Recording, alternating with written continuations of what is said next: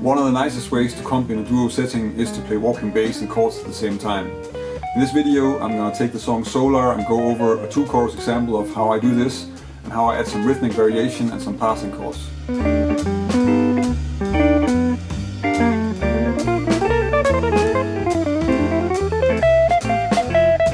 If you want to play walking bass and chords at the same time, you need to check out how to actually make walking bass lines, because it's a different kind of melody than what you normally play when you're soloing. Not that it's that difficult. And you need to work on the technique of playing the walking bass and the chords at the same time, so that you have a continuous movement of quarter notes in the bass line and then the chord in different places. The first thing I'm going to do is I'm going to take the 2-chorus example and play it, and then I'm going to talk a little bit about how I play it and how it's constructed, to give you some ideas about how I work on this.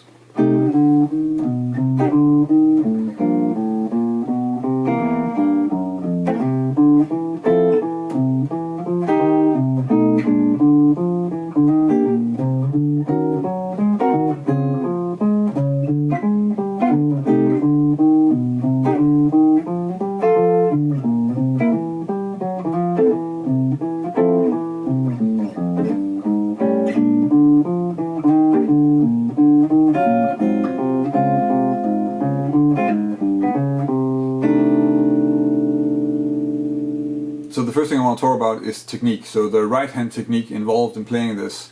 I think the best way to play this is to split your right hand in two, in the sense that you use your thumb for the bass line and the rest of the fingers for the chords. I think it sounds better to play this with your fingers, so the bass line is not played with a pick or something like that, like a hybrid solution. I think this works just a little bit better in terms of sounding like an actual double bass or electric bass playing. The other thing is, when you're playing these grooves, I think the important thing is that you keep the bass line moving. So you want to really keep those quarter notes pumping out, and playing chords is less important. That's also why the chords are often short, and if you go a few bars without actually playing a chord, it's not a disaster, but it's much more difficult to keep the sense of the groove going if you stop the bass line. So to demonstrate how I make walking bass lines, I'm just going to go over the examples on Solar, and then when I'm going over this, I'm going to assume that you know how to figure out what the different chord notes are, because you need to be able to do that if you want to make your own walking bass lines anyway. So the first 4 bars sound like this.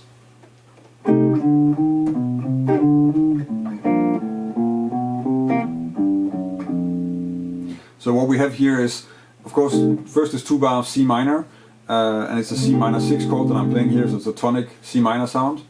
So root on the 1, and then the 3rd, so the E flat on the 3, and then what I do is I add just a diatonic passing note going up, and then because I want to go back and catch the root on the 2nd bar, I just take the B under it. You can look at that as being a diatonic note in melodic minor or chromatic leading notes. That's a little bit up to you. I think in the song it would make more sense to actually think of it as a diatonic leading note. Then we get the 2nd bar, and that's actually the same bass line. But now we need to go to G minor. So I use the A as a diatonic leading note down to G. So we get, and then I go down to G minor here. And here again we have a G, so the root on the 1, and on the 3 you will have a B flat. And then I just add first a diatonic, and then a chromatic leading note to the C, which is then going to be a B. And then that goes up to the root C.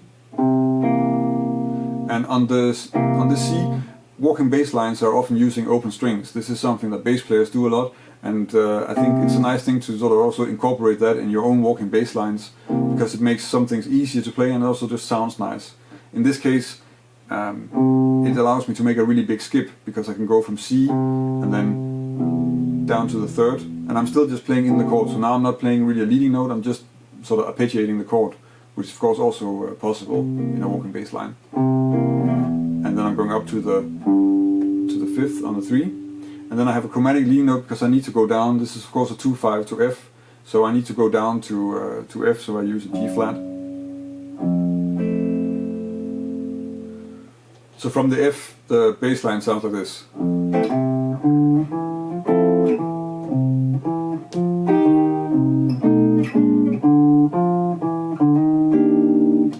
And there's not really a lot of stuff happening here. I think the only thing that's worth mentioning really So we start of course on the F here, and then I want to go up to this F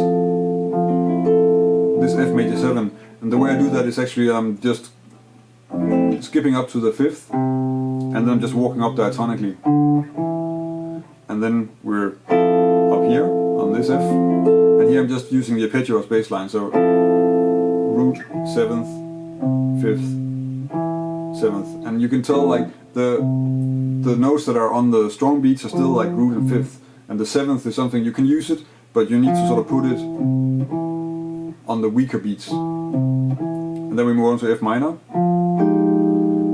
Again, so root, 7th, 5th, and here I add a chromatic leading note, so that's a B7, which is just the tritone substitute. It's just like normally you would have, you could make this bass line where you have this B as a chromatic leading note down to B flat, but you can actually harmonize it once in a while, and that's what I'm doing here with the tritone substitute. And then on the B flat, just up the triad, and then again a leading note, which is the chromatic leading note down to E flat, of course, because we're in a 2/5 to E flat. And then instead of going straight down to E flat, I add an 8th note under it and play a D, and then I slide up to E flat. That's a sort of a nice way to just have a rhythmic variation in the bass line. So. And it's just to sort of break up the rhythm a little bit, but not leave any gaps, but just adding something extra to the rhythm in the bass line. From the E flat major 7, the bass line sounds like this.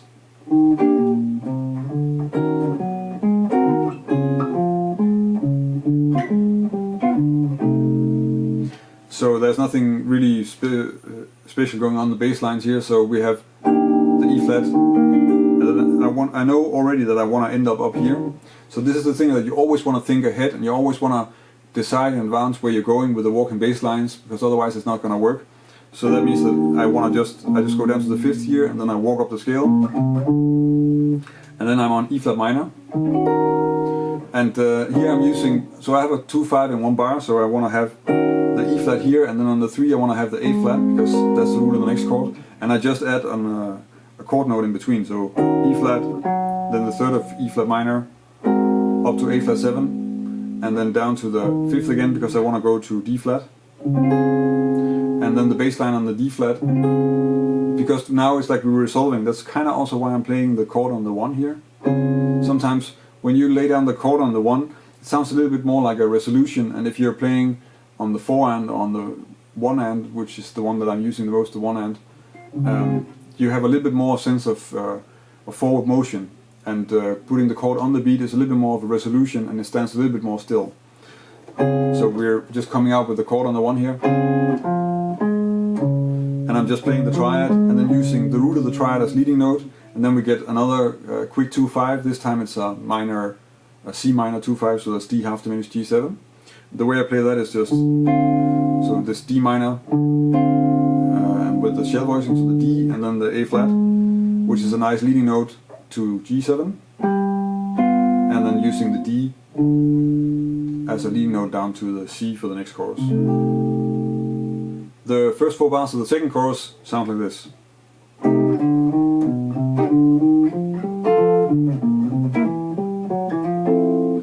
And the first 2 bars are pretty much the same as what I had in the first chorus. So that's just a C up to E flat.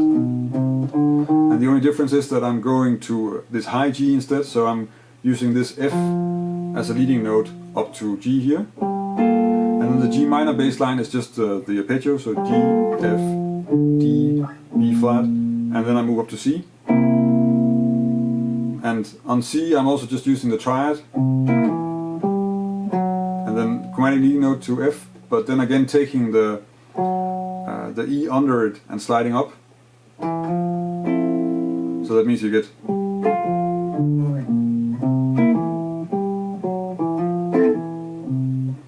and in that way you can use the same trick as what we did on the B flat in the previous chorus, just to have some rhythmic variation in the bass line. And then from there,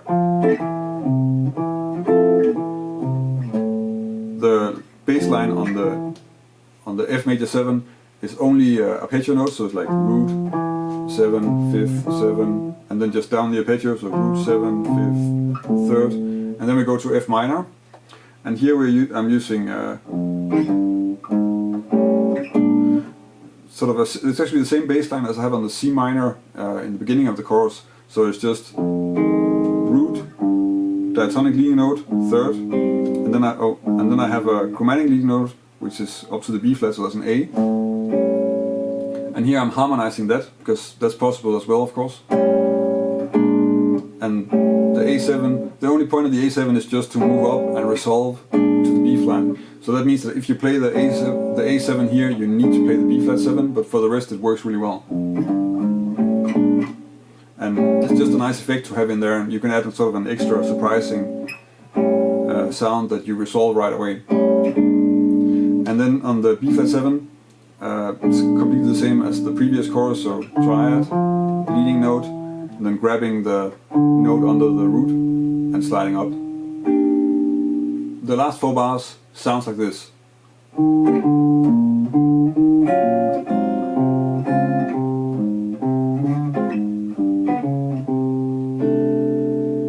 So on the E flat that we're coming out on, we're sliding up to the E flat, playing the chord afterwards.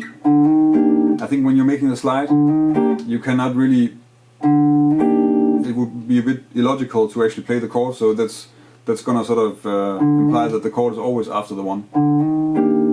It's also nice because then you can really hear the resolving bass line. So that's all arpeggios, like root, 7, 5th, 7. Then we're going to E flat minor. This time I'm playing it down here. And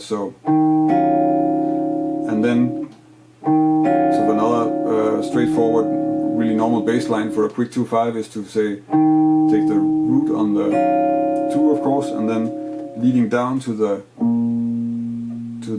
root on the 5 by using the 5th of the chord, so E flat, B flat down to the A flat, and then I'm leading towards the root of the 1, which of course is a D flat, by using the 3rd of the dominant, so C, and then we're resolving to the D flat again, just on the 1 really, with the chord, and then we get a bass line that's just arpeggio, so 7, 5th, 7, and now I'm moving up to play the last 2/5,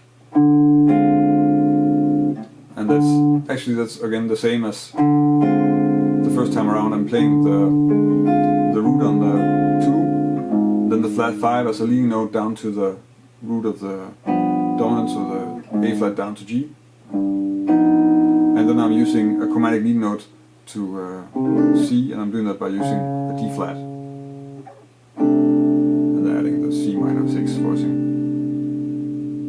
So that's how I play walking bass lines and chords. I think when you work on this, you probably want to work in sort of 1-bar pieces. So as you can tell, when I'm playing one bass line, I'm already thinking about where I'm going to put the next chord. So on the next one, I need to be somewhere else, and I'm playing towards that. And I think that approach works the best for making logical bass lines, and actually it works best for soloing as well. So you want to work on it like that you have different options to go to wherever you want to put the next one. And in that way you get sort of different pieces that you can put together while you're playing, and you can just find different solutions so that you can vary it a bit.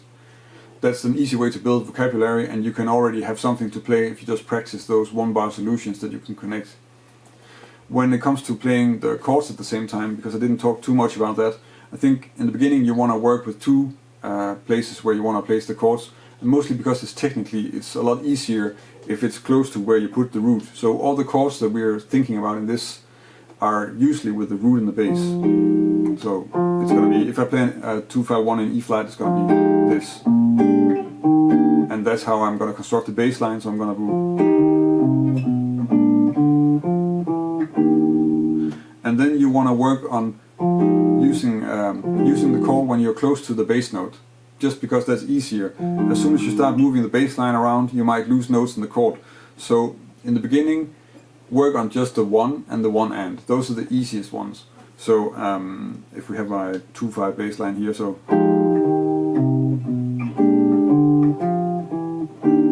now I'm just playing on the 1, and you can also play on the 1 end.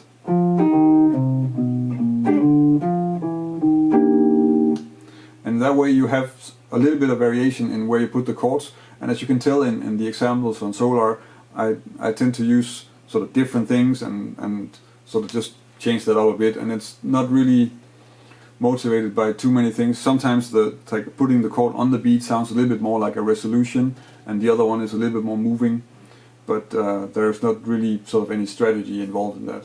I hope you can use these examples to get started playing your own walking bass lines. I think this is one of the ways of comping in duo settings that I like the most. I use it really a lot, even if it is a bit difficult to do and also a bit difficult to keep up for a longer period of time. If you want to download a PDF of the examples that I went over in this lesson, you can go to the article on my website where there's a PDF download of the 2 choruses. When you're on my website, you can also subscribe to my newsletter if you want to stay up to date with what's happening with my lessons, if I'm publishing a new web store lesson, or if I'm playing somewhere, or if there's an interview or an article somewhere published, then that's a way to keep up to date with that. If you have any suggestions for things you want me to do a lesson on, or if you have any comments or questions about this lesson, then leave a comment on the video or connect with me on social media. I'm on Facebook, Twitter, Instagram, and it's always nice to get some feedback and to get some ideas for lessons. So feel free to leave a comment or get in touch with me there. And that's about it for this week. Thank you for watching, and until next week.